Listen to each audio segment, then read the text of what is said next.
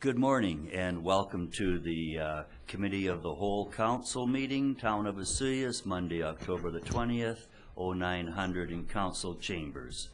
The first item up on the agenda would be late items. Is there any late items added to the agenda? Councillor Ryan? Yes, thank you, Mr. Mayor. I'd like to add information on the fire hall, just to get a sort of a discussion update on information programming for our fire hall. Okay, so we both have just two delegations, so we'll make that under business one, I guess. That would certainly cover it. So that would be entered there. Could I have a motion to accept it? McCourtoff, Ryan, discussion, all in favor. That agenda has been adopted. Moving us into delegations, and we have a presentation here by, I take it would be Shane Wright, Buy Local, Buy Fresh. And this is, for this council, we buy into this already, so everything you say, we love. That's great to hear. Thank you very much. Well, good morning, Mayor Wells and councillors. Thank you once again for your ongoing support of Buy Local, Buy Fresh Okanagan, and for taking time this morning for an update of the project.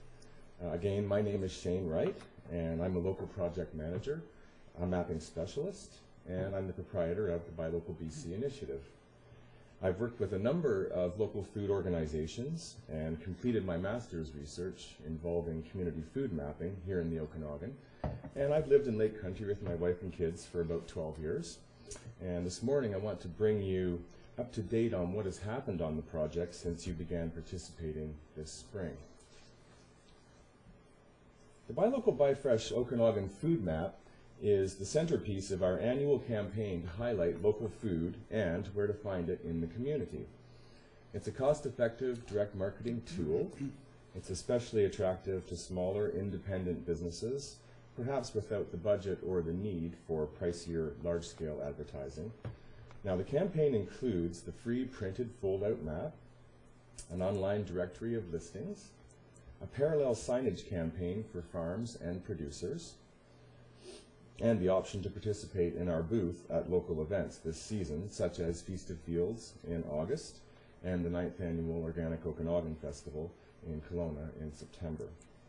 So to refresh quickly, the Buy Local, Buy Fresh brand was created in 2002 by a community organization in Waterloo Region, Ontario, known as FoodLink. And they successfully shared the brand with over a dozen other regions across Canada since then, over about the past decade.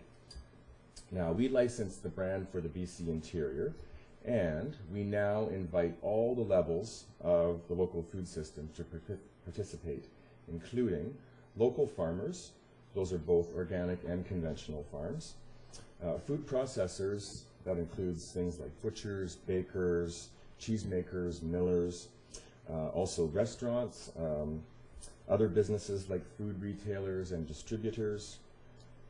Local farmers markets are of course invited, and the Osoyoos Market on Main is advertised on the map. Municipalities and regional districts. Now this year, 6 municipal sponsors supported the project, and we also of course invite producer associations such as the CUABC. Now again, this operates as a partnership between the Buy Local BC initiative, led by myself, along with Okanagan Green Society, which is a local nonprofit based in Kelowna. This social enterprise links all of these stakeholders in support of local food and farming, and the sponsorship funds directly support the map production, which allows us to print more copies, and it also helps us to cover staffing costs.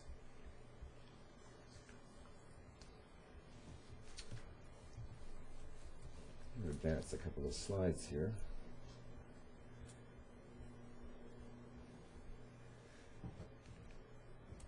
I'll give a quick project update.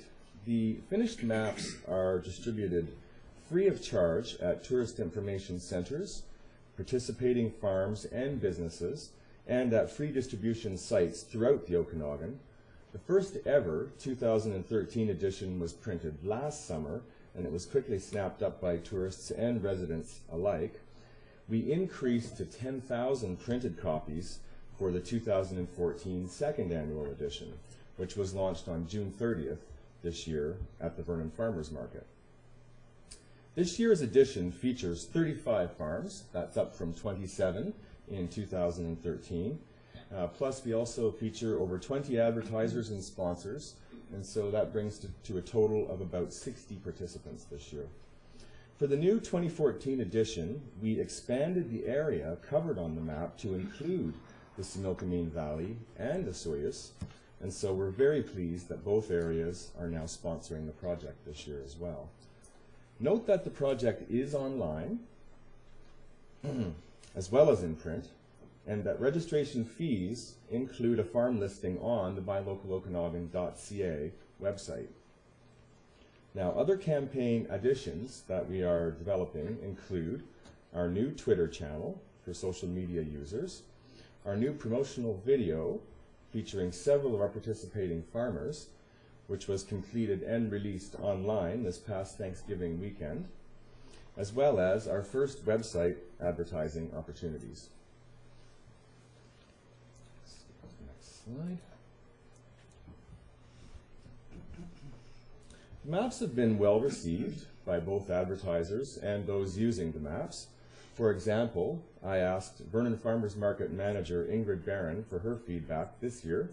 As both an advertiser and user of the maps for her customers, one of the things she appreciated most was the continued quality of the maps, the fact that they use nice paper and high quality design and graphics. She noted also that they are informative, colorful, and easy to read. Now, some of the other testimonials we received from participating businesses I've included here in the slides as follows, and I'll just read off. First, quote, "You offer the best advertising value around." That was from Painter's Fruit Market in West Kelowna. Next, quote, "We did have several new customers saying they discovered our farm this year because of your map. The easy-to-use map is great to have on hand at the farm as well. We were able to point people to other farms if they were looking for produce that we did not have." That was from Thunderhill Farms in Lake Country. And finally, quote, "Outstanding job on 2013's map, and thanks for the additional maps. I love having them in the bakery to help promote local farms, markets, businesses throughout the Okanagan Valley, and our customers love them." And that was from True Grain Bread in Summerland.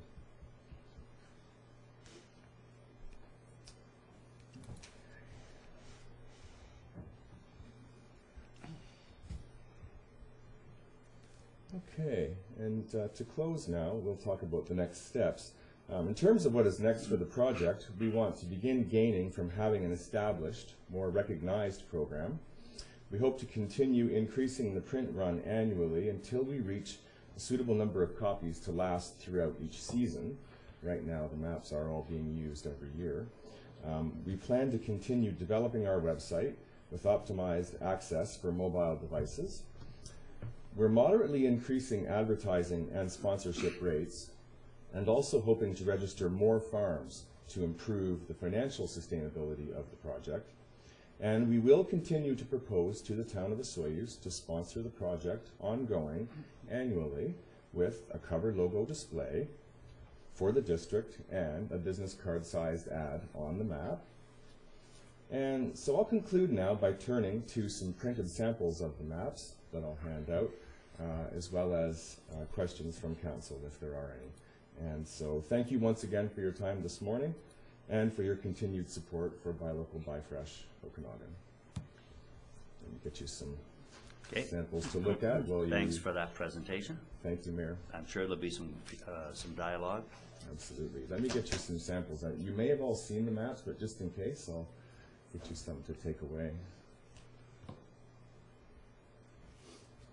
If I may approach? Sure, yes. Sure, thanks. Great, thanks. Thank you. Thank you. Thank you very much. Thank you.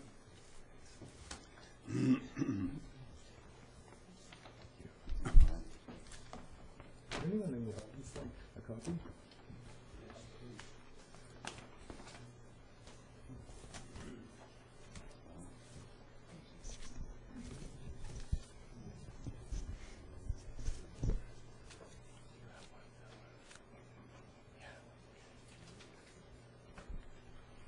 Well, thanks, Shane. Yeah, that's quite a comprehensive looking map. I just had a quick unfold of it. And, being map challenged, I don't want to get it all undone here and try to get it back together again. So. There is a technique. It's true. Councillor Rhodes. Thank you, Mr. Mayor. Well, Shane, I always admire people who step up to the plate and work towards their passions and that kind of thing. It seems to me that I have spent literally thousands of hours kind of ranting about the economic benefits of shopping local in our community. And, you know, so often you get positive feedback, but, you know, it never ceases to amaze me the endless debate that goes on and the negative aspects and the things that you hear from people that are, you know, maybe not consciously against shopping local, but certainly don't practice it an awful lot. And you hear so many things about, you know, I'm bored, there's nothing to do in the community, so I need to go to Omak or Kelowna just to, and while I'm there, I will spend hundreds of dollars on stuff that you could have bought in your own community. And, you know, and then it always kicks in the price thing about how cheap gas is in Omak and, you know, all of the other things, and I can buy cheese down there for nothing, you know, and eggs are, you know, you hear those arguments all the time. And, you know, there are arguments that you can't win because I guess at the end of the day they kind of make sense, but it hasn't deterred me at all. I still, and everybody will attest to the fact about how much I argue with people about it all the time, and not always friendly arguments either. And I'm just wondering how you feel about that. You know, what techniques do you use that, you know, you could pass on to me that might help me be a better debater in that area? Yeah. Oh, geez. I can probably pass on a couple of tips, at least I hope. I've had those debates as well, you know, within my own family and my own circles. And there are things that you can't argue, I think, as you said, such as perhaps price. You know, sometimes if you're looking for the absolute rock bottom cheapest product, then it may not be the one that's been produced in your own town. It's not always true. Like, you know, fruit in season can actually be very economical, even when it's organic. You know, people will argue against that it's so expensive, but, you know, bought locally, direct from the supplier in season, I think the prices can actually be relatively competitive.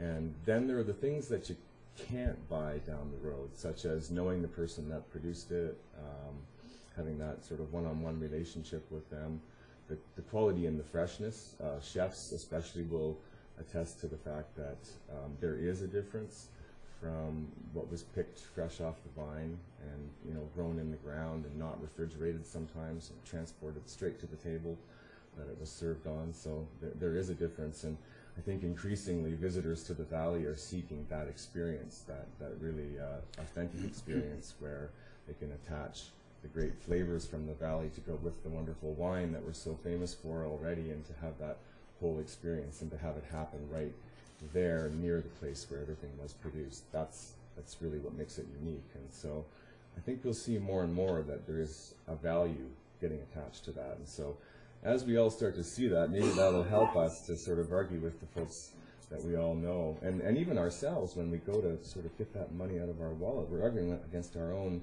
tendency to want to be frugal and economical and to get the best deal that we can. And so maybe when we think about what it is that we're getting for our money, then it will all begin to make sense to us all. Thanks.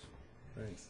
Councillor Plant, you have anything on this, being sort of involved in that tourism industry? And I'm thinking that this should be a part of our tourism and some of the places to go concept that we need for our tourists here, and probably economic development with Destination Osias, which is right here on the building next door, and being able to to use that as part of the tourism experience.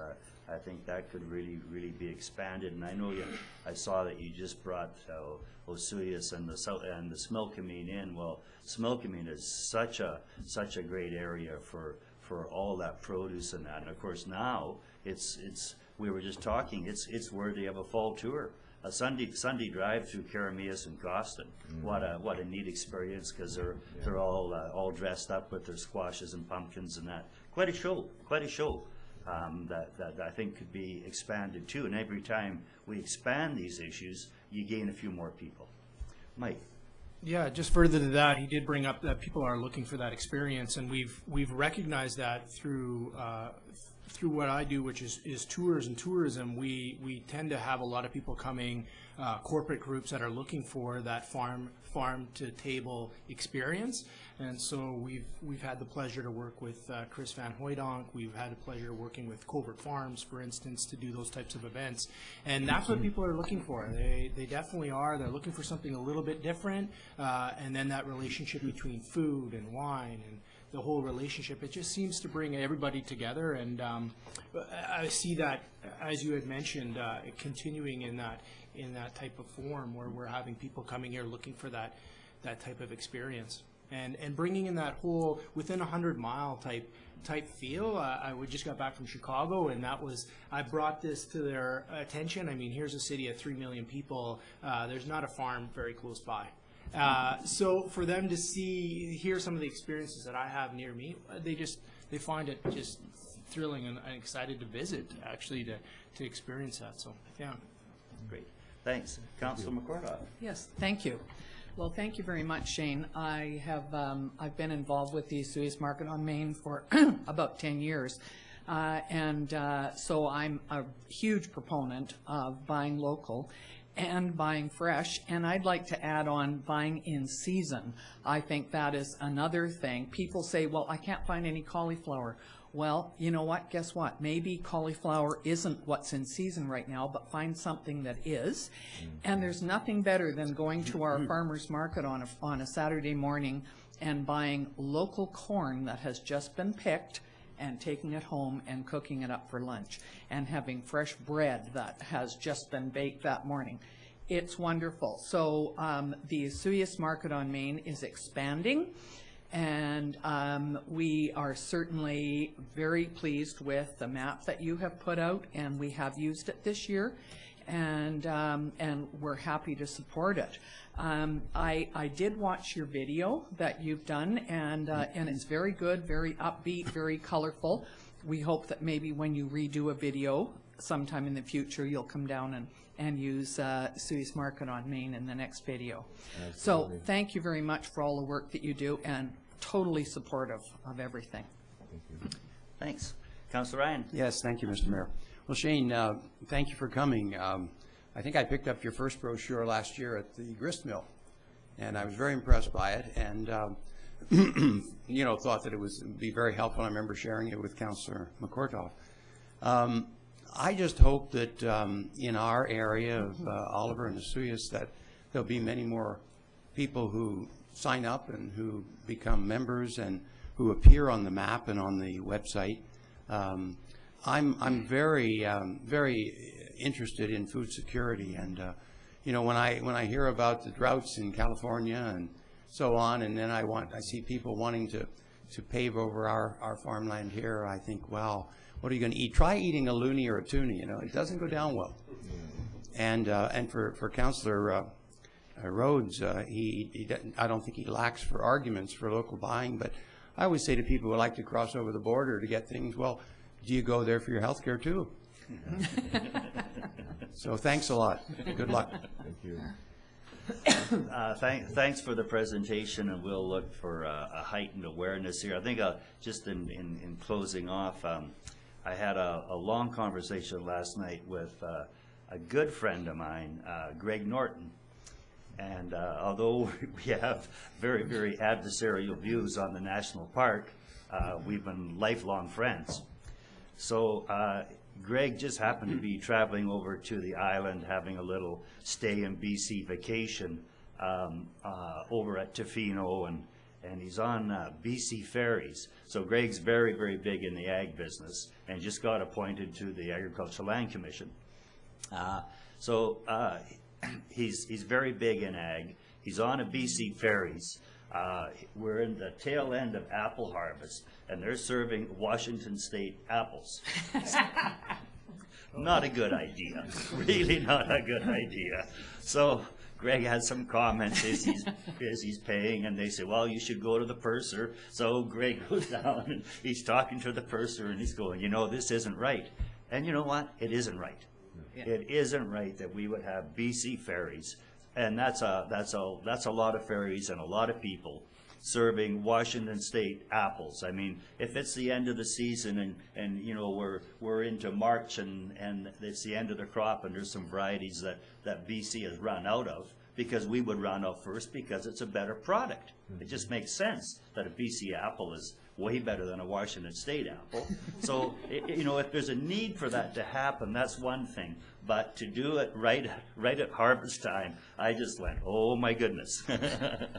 So if we can keep working on that, and as we do buy local, and then you expand that, or we do it the other way, you know, let's buy BC and then buy local and keep getting it down. But thanks a lot for your presentation, and we have a road in front of us. Thank you so much. Thank you. Okay, another warmly received presentation coming forward here. The Osoyoos Lake Loops Triathlon. I went through this and looked at it. Very exciting. I think you have a very, very receptive council. So if we could have Sarah Ops and Steve Brown, looking forward to this presentation. Sorry, I'm technologically challenged.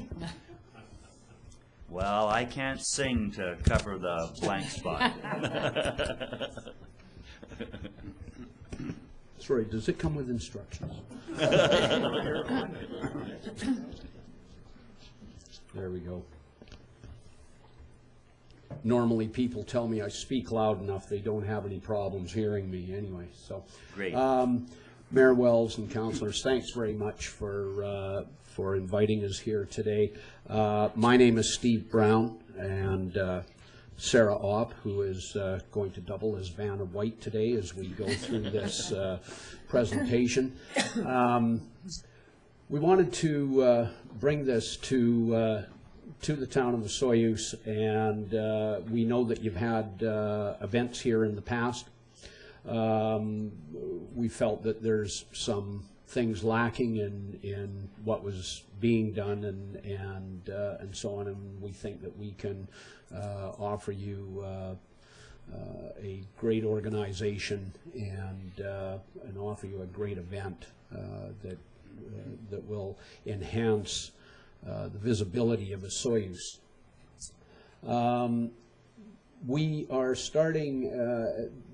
We'll talk about Osoyoos specifically, but we have started an organization called Three Lakes Triathlon Series. That series, are they all up there, Sarah, on the next? Okay, we'll get there. Series detail. Okay, so let's just go to who we are.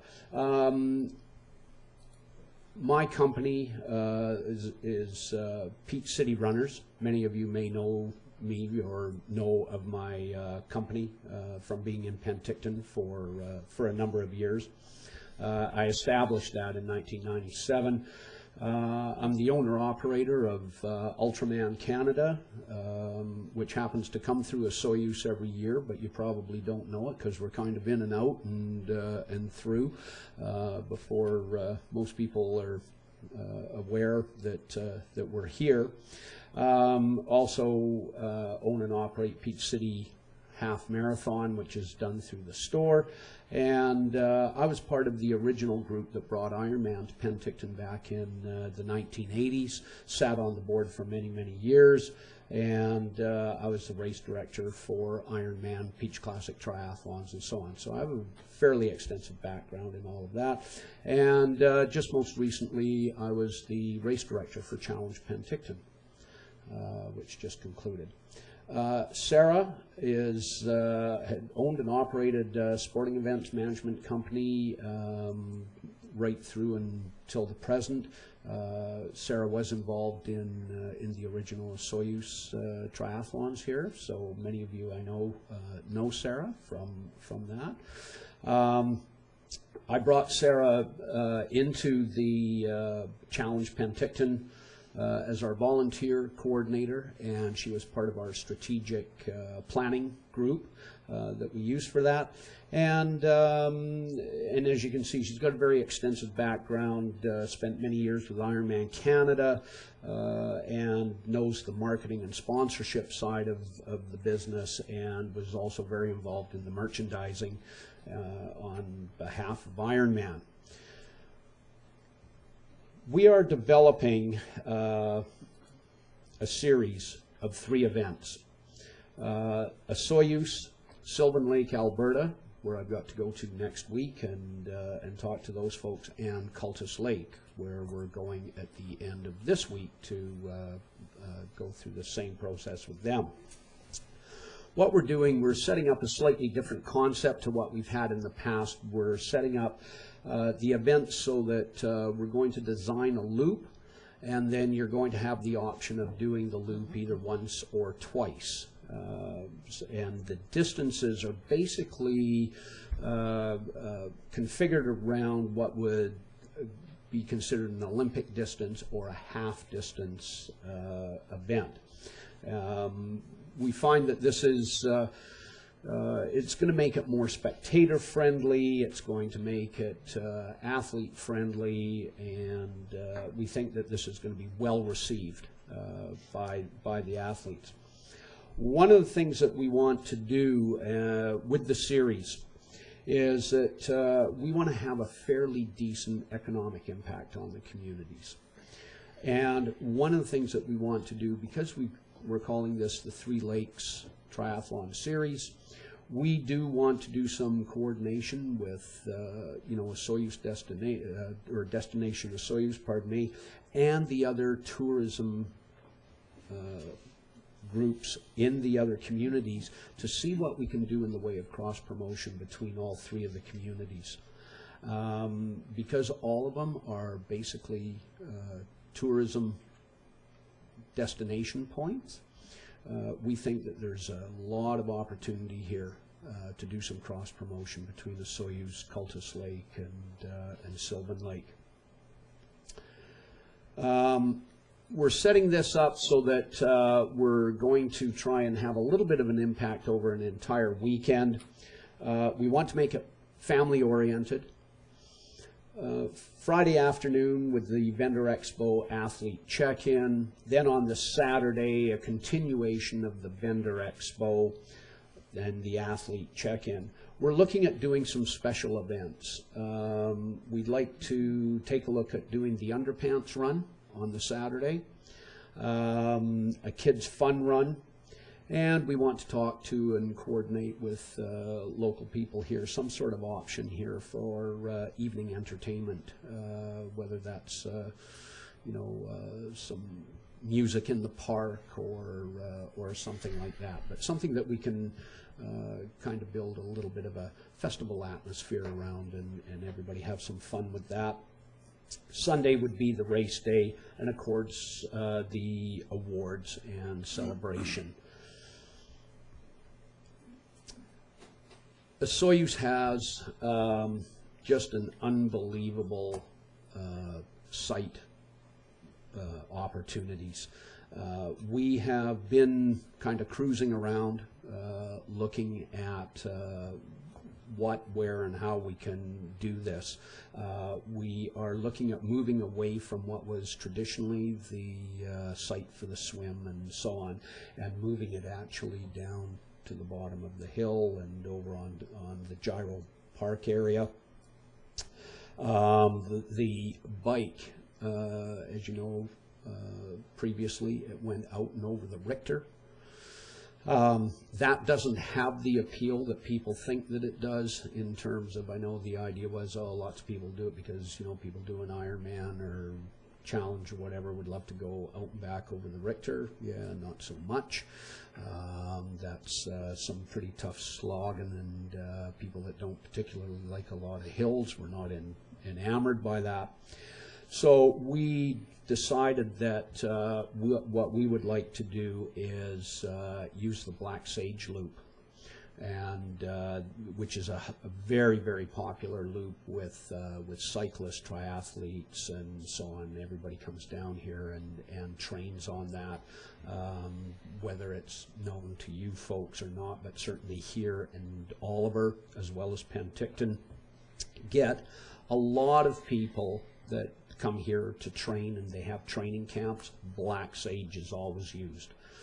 So we think that changing that bike loop to the Black Sage Loop would make a lot more sense. Pardon me. We're also looking at the run course. Now, the run course has presented a bit of a challenge to us, just because of the way the town is laid out.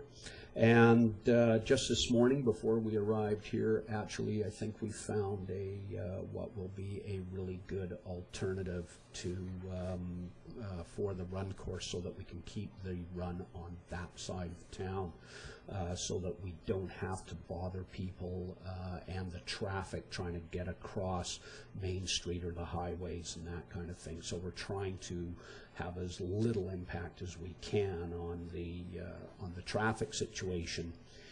You can't eliminate it 100%, but we think that we found the solution to eliminate a lot of it. And was that 86th, 87th, and using that road as the run out and doing a couple of, and it's a beautiful road, and some of the scenery up there and so on, and one of those beautiful areas that, you know, unless you get off the beaten track in the Sois, you'd never know it was there. It was lovely. Especially this morning with the weather, and it was great. Anyway, what we want to do is we want to work with the city to develop this course, get something that's safe, that's spectator-friendly, that families can enjoy, that is going to be, and what we like to call residential-friendly, so that we're not, as I say, impacting traffic on major roadways and so on, which just annoys everybody when they're backed up, particularly in the middle of the summer. So we're going to work closely with the folks here in town to develop that course. Where we're at the moment, we're in the processes of wanting to and starting to put together the local organizing committee, swim, bike, run captains, plus other people that we require on site to look after certain things, start working with the local sponsor partners and suppliers. Your Shop Local program fits nicely into this. We like to use as much as we can both local sponsorship and local suppliers as much as we can for the events. We need to secure the local organizations to run the aid stations, and we will be paying honorariums to those folks, so that we're giving back into the community, the various service clubs, any of those people that need fundraisers. We can use those people on our aid stations and so on. We'll pay them an honorarium, and so that they can use that as a fundraiser. We're in the processes, as I say, of developing the transition, the swim, the bike, and the run courses. We've got those kind of laid out in our heads. We're now having to commit them to paper and start working through the various bugs and issues that we might have with that. The safety plan. I don't know specifically what the requirements are here in Osoyoos, but I can tell you in Penticton with Challenge, we had to have a fairly extensive safety plan, an evacuation plan for the downtown core, and all of those kinds of things. And we had to work very closely, obviously, with the RCMP, the fire departments, MOT, and so on. And we will be developing those plans to ensure that all of those agencies are happy and pleased with what we've got planned, and that we can in fact look after any emergencies that may arise. We will be sanctioning through Triathlon BC. They're aware of that. We've already had some initial discussions with them, and of course Tri-BC are the people that provide the insurance. They also ensure that we meet certain safety standards and so on in the sport of triathlon, and that we have fair and equitable enforcement of the rules. We'd like to talk to you in terms of a 3-year strategy plan, talk about the safety, the growth, the partnership with the city. We have to invest a fair amount of money in putting some of this together, and we'd like to know that, we have an opportunity to, if we're going to invest the money, that we're going to have an opportunity to be able to make that investment pay. So what we're seeking from the town, and what we'd like to be talking about, are whatever road closures or controls that we need to put in place, the park and facility access, and whatever equipment we might need to beg, borrow, and steal from the city to help us put this together. We want to approve the needed venues and permits, make sure that we get all of your appropriate permits in place for the sites, for the roads, that kind of thing. We want to, of course, talk to you about in-kind sponsorship, what you folks might be able to provide to us, and what we will be able to provide to you in terms of, the promotions and that kind of thing. We need to confirm the policing and flagging needs that are going to be required within the community. And then we need to talk to you in terms of the venues that we're going to need to be able to handle the athlete check-in and the expo for the vendors. And as I say, we're looking for some kind of a 3-year agreement with specific performance clauses. Now, I know that in the past there's been a few issues with what transpired here in Osoyoos and in other locations. I want to assure the council that that isn't going to happen under my watch, and that we're prepared to put in specific clauses to make sure that if there's things like payments not showing up or that kind of thing, that you can say thanks a lot, but no thanks. So anyway, that's kind of where we're at with it. We're still in the planning stages. We've got a lot of work ahead of us. We're hoping to actually launch this on November the 1st. As I say, I'm going out to Sylvan Lake, and we're opening up registration for Sylvan Lake at that time. And we'd like to be adding Osoyoos to that sooner rather than later. And as I say, we're also going to Cultus at the end of this week to talk to those folks. And if we can pull all of this together, we'd like to make one very large announcement, but if not, we'll do it in bits and pieces. But anyway, that's kind of where we're at. Okay. So leave it to you to fire away with the questions. Sure. Well, thanks a lot for the presentation. As you were closing out, and I was looking at the time frame, we'll talk about that time frame. That's fairly short. The advantage we have is, and I know Sarah from from the previous iteration of the Desert Half, and that was bittersweet. It was really great, and it did have some catch points.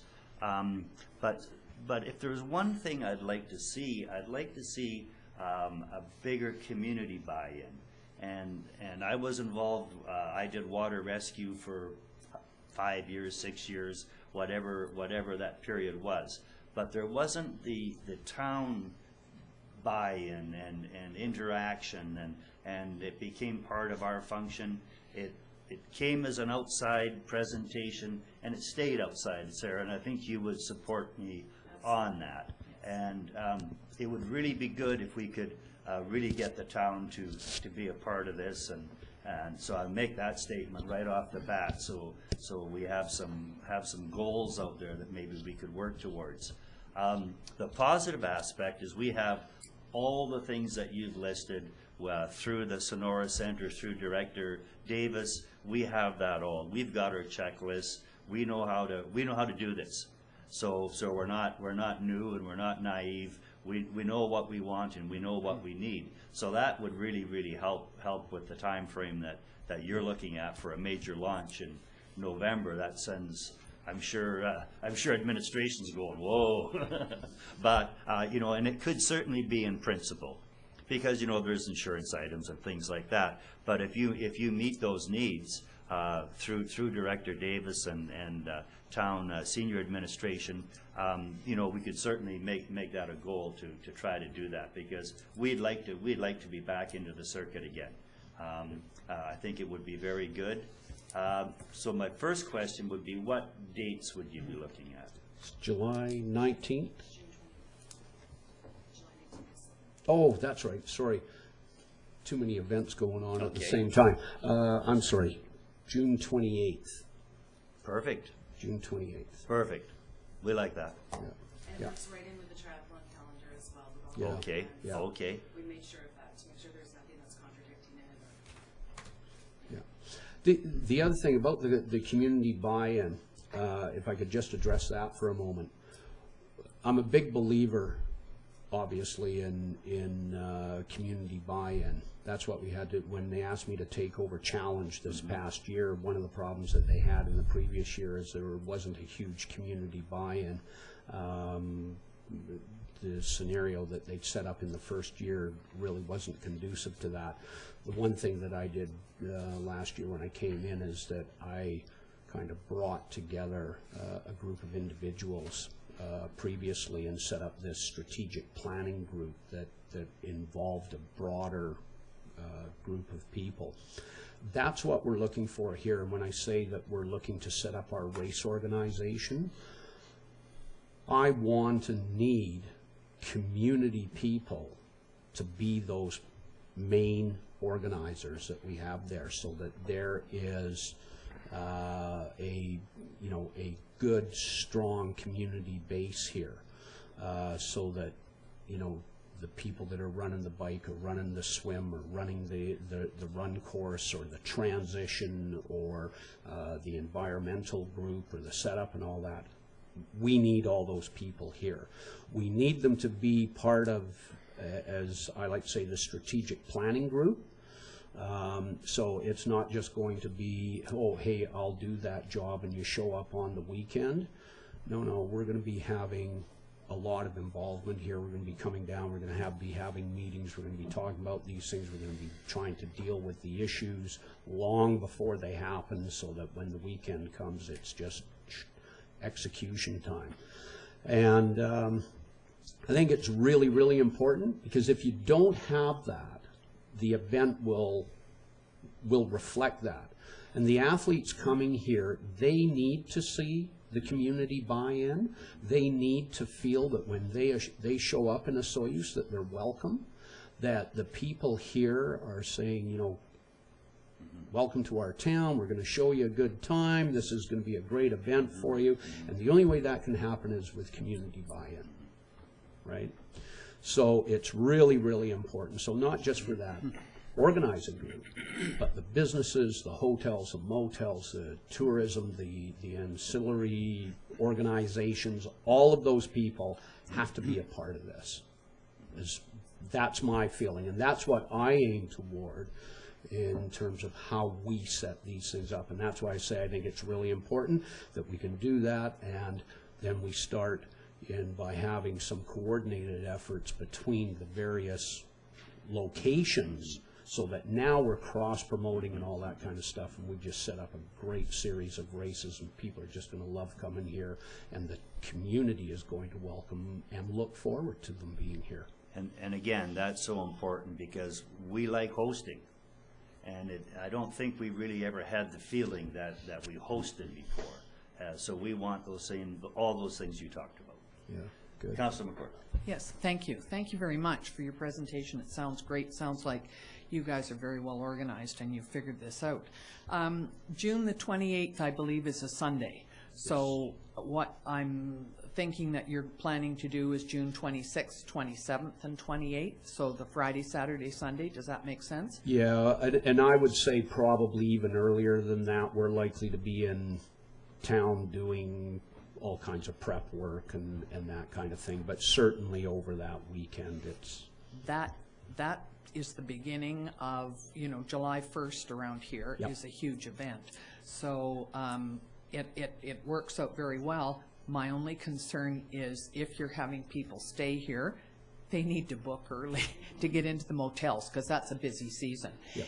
And my other question is, do the other two events in Cultus Lake and Sylvan Lake, would they be run consecutive weekends, or does it matter? You're not trying to coordinate them. In other words, people that come here for this one may then want to go to Sylvan Lake 2 weeks later and then Cultus Lake. Is that correct? Is that what you're thinking? Yes. The dates are the 28th of June here, July 19th in Sylvan Lake, and September whatever in Cultus. So it is set up as a series. In fact, our pricing and all of that kind of things includes a series pricing, so that for those athletes that are looking to travel to all three locations are going to be getting special pricing and that kind of thing. So yeah, absolutely. Okay, and the other thing I wanted to know is, do you have a limit on how many people? I think it was the Half Corked, is that what it's called, or the one that's in Oliver? I believe that they have a limit of how many people they can accept, and it's booked up very early. So I think that you'd have a lot of people wanting to come here. Is there some kind of a limit or not? Well, let's put it this: I'm an accountant by profession, so we've done some budgeting, and I can tell you that our budget numbers are probably very conservative. On the double loop, we've budgeted in terms of 350 people. On the single loop, we've budgeted in terms of 250 entrants. Now, Sarah tells me that I'm being way too conservative because everybody wants to come to a Soyuz. And I said, well, that's my accounting background, and I'm not going to budget for, for 800 and, find out that we actually only get 4. So anyway, as far as a limit is concerned, we're going to use the old marketing ploy of sign up early, space is limited, blah, blah, blah, and hopefully get people to jump on board, and then we'll do the, due to popular demand, we have now added an additional so many slots. So as far as limits are concerned, I think we will, we'll hopefully try and push it to whatever the town is able to handle. And one of the things I got to tell you, one of the reasons that we're excited about Soyuz is the quantity, quality, and class of the accommodations that you've got here. Right, I think that we can really do something with that, and I think it's great. And whatever the spillover is go down to down the road to Oliver, and then there's those that will stay in Penticton.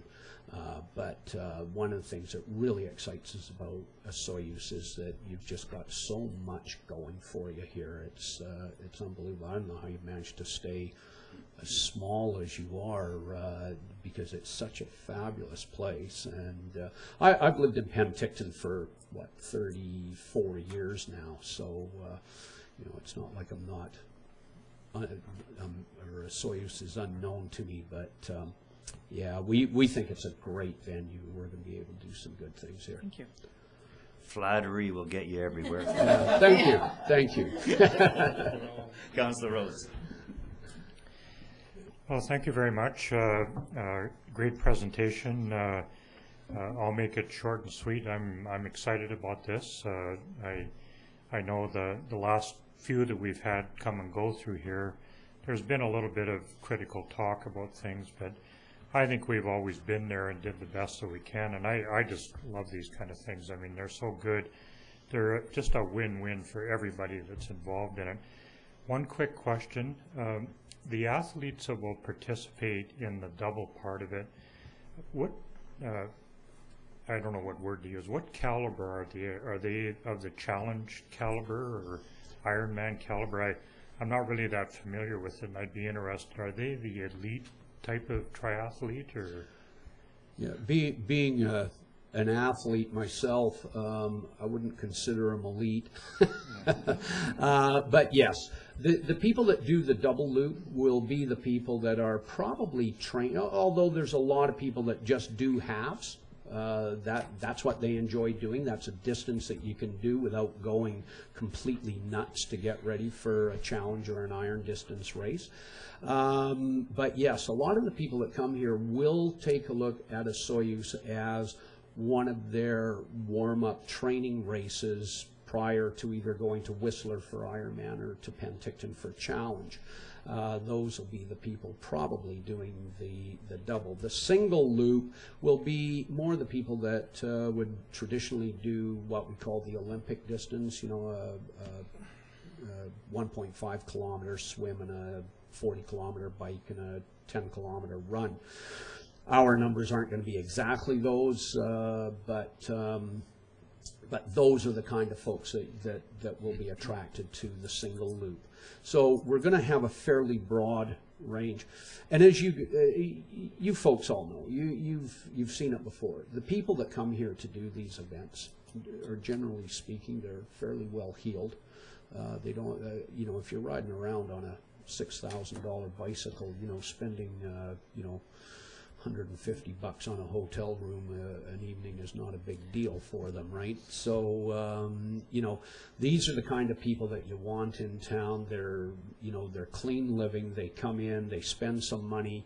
They will be the people that will go out and do the wine tours and do other things. If they bring their kids, they'll be involved. They'll have them down at the various amusement areas and so on and so forth. So, as you say, this is a win-win for everybody. But these athletes, we're not bringing in pros. We're not putting up prize money, at least not initially.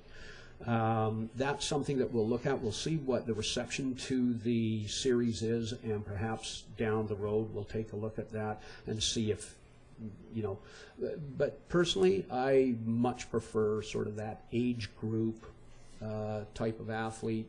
They're the ones that are coming in with their families and having a good time and having some fun and sticking around town for a little while and, spending some money while they're here. Okay. Councillor Blunt? So when I came here, I noticed there's a ton of triathletes going on. Never done it. I couldn't swim. I basically would sink to the bottom of the lake. But I thought I would try this. So I did the sprint in Oliver. But when I went to the training part of it, I had to learn how to swim. So I got a coach in Penticton. I was there Monday, Wednesday, Friday at 7 a.m. at that pool to learn how to swim. So I get in the pool. I do there and back, barely make it. She goes, "You need to be able to do that 40 times." Eventually learned how to do it. But what I'm saying is, and the reason I bring that story up is because I'd like us to get to the point where we're not just known as the race or the course, that we are a training facility. Like, we can have elite athletes here earlier to do, that messy Richter Pass, even though it's, some people find it a challenge and can work with it as far as training. And that's where I've always thought of as far as what we do with our facilities and our bike lanes and the things that we do. I mean, we talk a lot about a pool in this community. We have talked a lot about a pool. If the pool is a proper length, we could have elite athletes or athletes that are willing to train within this series come here and train in yours. When you train, most of them do not train in open water until either the water's at a appropriate level and they're close to race time, just to get a feel for it. They typically race. They do the practicing indoors.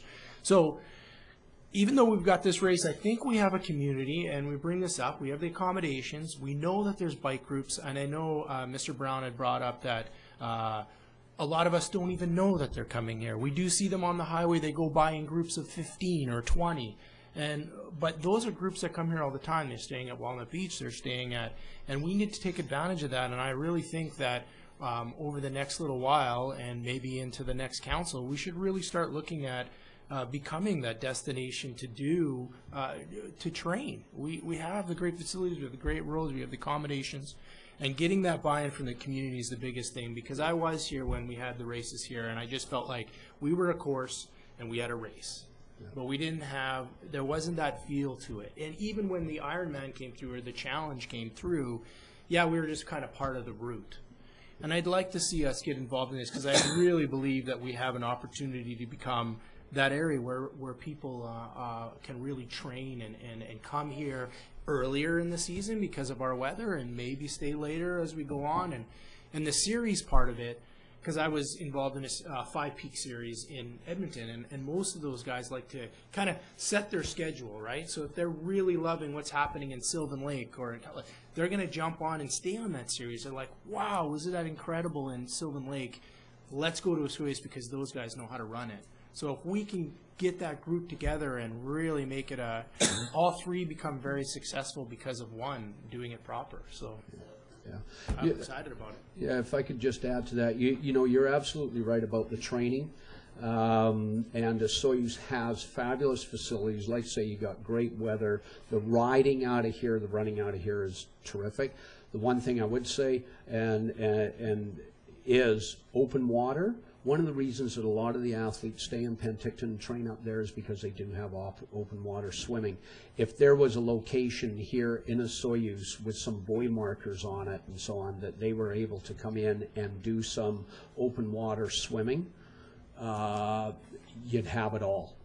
No question, because this lake is a great lake, and to lay out a course that's about a K long, one way, down and back 2K, fabulous training distance, and for attracting camps and stuff like that, you'd have it all, because your accommodations here and stuff are second to none. So it's, you got some great opportunity.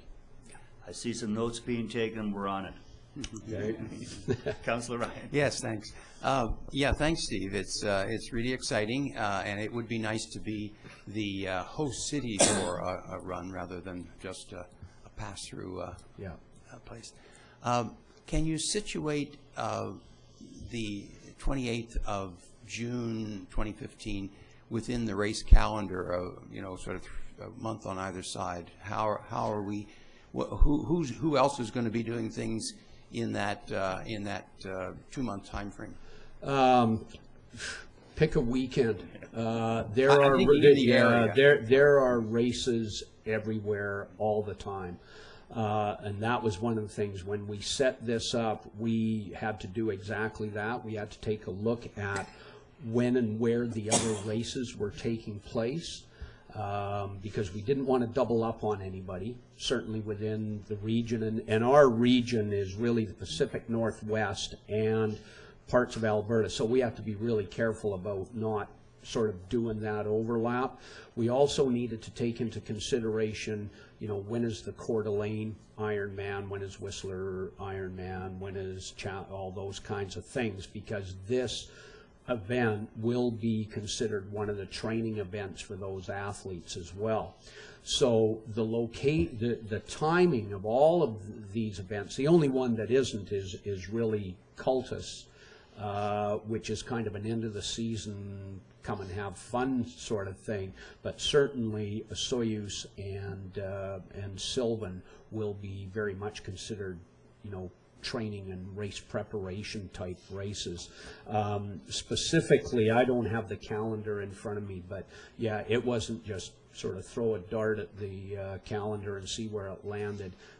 We were very specific about the dates that we were after so that we could make this thing work within the race calendar. But starting the beginning of June, the calendar is just chock-a-block full all the way through the summer for events somewhere in the Pacific Northwest region, for sure. He asked about local too, and there's nothing in US on that. Yeah, there's nothing local, like nothing in Penticton or Oliver or whatever. Yeah, this one will be a standalone. In fact, there's nothing even on the coast, I don't think, at that time. So, yeah. Thanks. Great. Just closing this out, and it's a question I've wondered about for a long time. I met an individual that comes to Osoyoos, and he runs up Anarchist Mountain over there.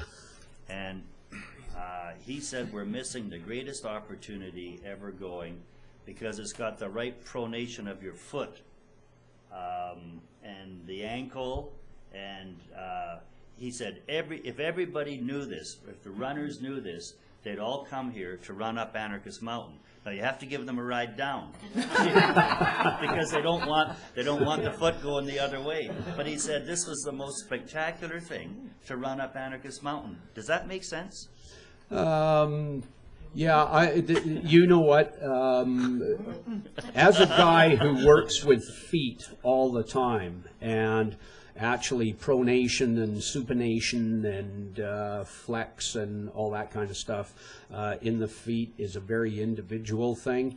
What may be great for his feet are not necessarily great for other people's feet, but I'll tell you, running hills is a great training method regardless of any of those things. I don't know that I'd want to run up Anarchist. I've ridden to the top of it many times. It's a long way up to that summit sign, I can tell you. Yeah, I don't know how far up there he's running, but yeah, running hills is a great training method, but I don't know that Anarchist would necessarily be my first choice. The individual just raved about it, and I thought, well, are we missing something here? Any other input? Well, thanks very much for the presentation. You're very welcome. Mr. Emanko, steps here. Well, I think that Mr. Brown has made contact with Gerald. Destination Osoyoos did say that they were going to be here today, but I don't see them here. So, Okay. but I'm sure they'll catch the presentation on our video feed, Yeah. and if they're not watching it now, Right. and so there'll be a connection there, and yeah, we'll just follow through with Gerald's crew, and then we'll take a look at what the needs are, what the assess. The November timeline is scary, depending on what the immediate needs are, but nothing ventured, nothing gained type of thing. We'll take a look at what we can do. Yeah. If I could just address that just very quickly, that'll come down to whatever it is that you need from us. Basically, what we're looking from you is, I guess, essentially some sort of a commitment that you're saying, yes, we're going to host this thing, and you're giving us the go-ahead to start doing that. And then for us, it's now it's time to get the boots on the ground and get it going and make it happen. And if we need to fill out permits, if we need to do all these different things, we can do that. We can do it fairly quickly. For us, this is how we make a living. So this is what we do every day. So we can move fairly quickly on a lot of this stuff. So, Okay. Director Davis, please. I think right now probably one of the biggest things that we could do and get the ball rolling is to get a special event application completed. Okay, At least we have that in hand, we have the date secured. Sure. And then anything extra that we need, whether it's a formal agreement or anything to that effect, we can do at a later time. We are saying yes, that we can do the event. Great. Through the special event application. sure, and if we can get that kicked off, we could look at what we need to feel comfortable for an agreement in principle, and allow you to get into a launch, and we'll just say, well, we need this, this, this, and this, and should be able to have those, have everything filled out and going forward. Yeah, We'll go and fill out the application now. Okay. The special events process identifies the public facilities that are needed, Right, and then we can work from there. sure. Okay. Councilor Rhodes? Just one quick comment. Our lake is buoyed. I'm just having memory failure if the buoys are out there right now. All of our public beaches, we have kilometers of buoys out there that separates the swim areas from the boating traffic and that kind of thing. So you can take that knowledge away that I think they can probably be reworked to accommodate almost anything. When you're in Sylvan Lake and you're talking to some of the people there, remind them that at the coldest our lake ever gets, it's a lot warmer than their lake is. Their warmest day? Yeah. You can take that message to Sylvan Lake, so we have that advantage right off the bat. It would be a great training lake. Yeah. I know that because I've been there a million times, and it's cold. Okay, Thank well, you. thanks for your presentation. Thank you. Look forward to working with you. Let's go. Okay, thank you very much. Great. Appreciate it. Okay, on to the addition to the agenda, some request for information on the fire hall by Councilor Ryan, so I'll let you be the point on this, please. Yes, thank you. Yeah, just, I guess I had a number of questions and looking forward to getting a report from Barry. Basically, there have been, for example, a lot of letters to the editor that have, thrown numbers around and posed questions and made comments. And I'm not aware whether any effort was made or there's been any sort of public response from council or administration to those. And if not, I wonder how we can do that, or whether there's time within the next couple of weeks to mount some public information meetings or something of that sort, a bit of a blitz to try to publicly correct some of the inaccuracies that have been put out, repeatedly. Okay. Coincidentally, we met on Friday. Okay. The Fire Hall Committee met on Friday specifically with our communications person to talk about what our next steps would be. And first and foremost, I think one of the things that we're going to be sending out an invitation to all people who have expressed an interest, are registered to run for council, inviting them to an information meeting on the fire hall. This is intended not to debate the merits of the project or to discuss any other projects that are around, but just to answer questions specific to the project that we have on the table right now. I think there are a lot of, as Councillor Ryan referred to, there's been a lot of information that's speculative as to the process, and we want to focus on the process and the product and get the questions clarified for the candidates. We recognize that it is an important item. People are going to be asking the candidates their impressions and of the project, and we want to ensure that if a candidate wants to receive information, that they get a common message, and they hear the questions that other candidates have, and the answers that come from the planning committee. So that invitation will probably be going out today, and hopefully the candidates will take up the opportunity to attend. So that's one. We talked about, again, getting back into the newspaper with with information, probably the last couple of weeks prior to the decision time, and those ads are being being worked on right now with our communications person. The firemen have said that they would be doing some open houses to allow people to come and again view the project, ask questions. We made a specific decision that we'd like to stay away from a public meeting. We feel that at this particular point in time, based on the attendance at the last meeting and kind of the timing in around the election, that we don't want this to become a debate on, a political debate.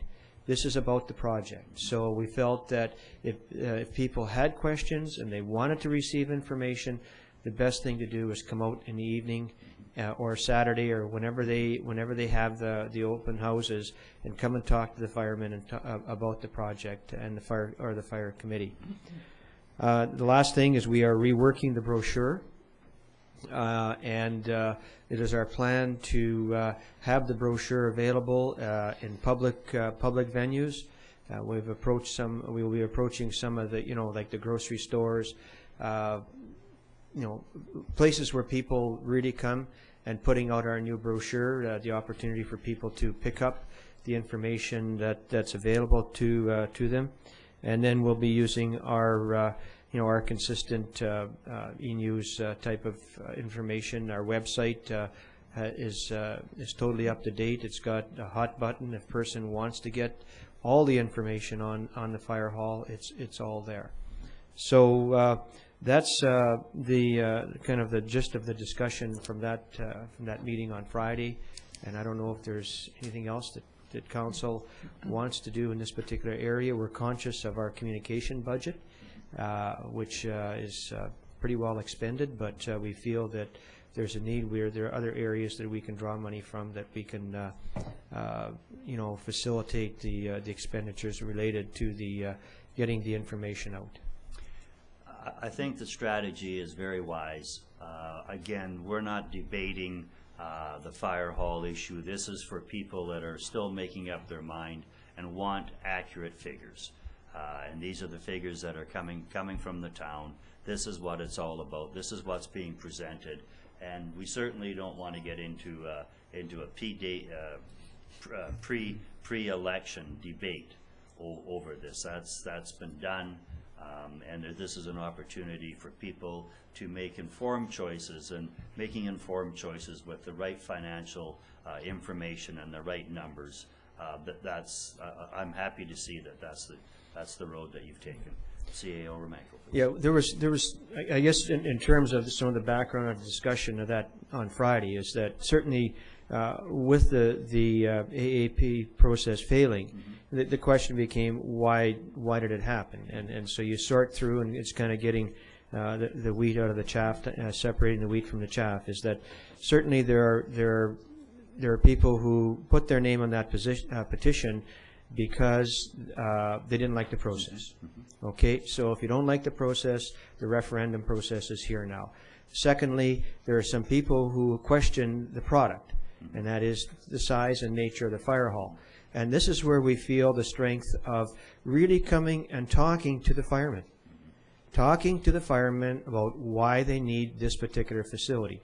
And we know that there's been information thrown out about products and fire halls and other communities, but you can't compare other communities. You got to look at it item specific, and we've done the research, and I think that's what the message we want to get to people.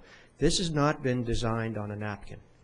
This has been a 2-year process of researching other fire halls in other communities, looking at product that our fire department feels they need for the next 50 years for this community. And yes, there's some uncertainties relative to interest rates and those, but those are the challenges that a community has to take on.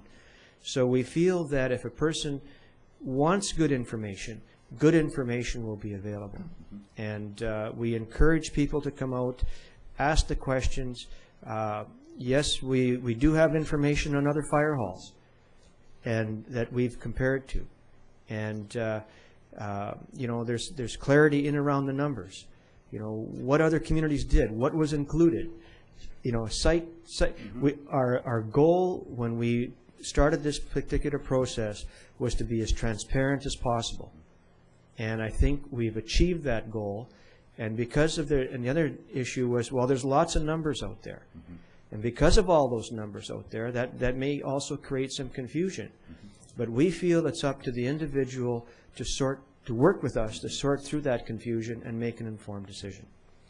Okay, thank you very much. And I guess I'm going to, just because I got bonked over the head provincially for using the word fireman, and Mr. Romanko just used the word fireman. We are in the town of Osoyoos. We're all working very hard to use the term firefighters. And I'm just throwing that out because I got a pretty good knock on the noggin for using fireman on CBC radio. So the politically correct term is firefighters. So, and we're working towards that goal. Councillor Ryan. Yes, thank you. I'm really happy to hear about some of these initiatives. In terms of the brochure, the one that was used previously by the firefighters was very good. I presume you're going to sort of rework that one. But I'm wondering if there was any consideration given to actually proactively distributing it, you know, through the postal drop, for example, where you take it to the post office and they give it to everybody that gets mail in the community. Again, there's a cost attached to this. We haven't explored it. Part of the issue is that, and I think most people are aware of it, 50% of our residents don't take mail drops, so that's part of the challenge. But certainly that's something we can take a look at, and we'll just take a look at some numbers, and that was an item that we discussed as well. Yeah, and on that note, I wonder if there's maybe just even a community drop spot, you know, Town Hall and Sonora, and maybe just have a pick of our brochures, because I think we're higher than 50% have signed off on junk mail. Yeah, no, our plan was, it's certainly in all our town facilities, there would be the brochure, but things like grocery stores, liquor store, restaurants, you know, hardware stores, banks even, you know, we'll go and ask, you know, all the institutions to you know, to coffee see shops, if, you know, if they'll entertain having this on their counter so people can pick it up. Okay, great. Anything further? Sounds good. Okay, thank you. Motion to adjourn. Councilor McCordoff, Rhodes, all in favor. We're adjourned. 7-minute recess for in camera. Thank you.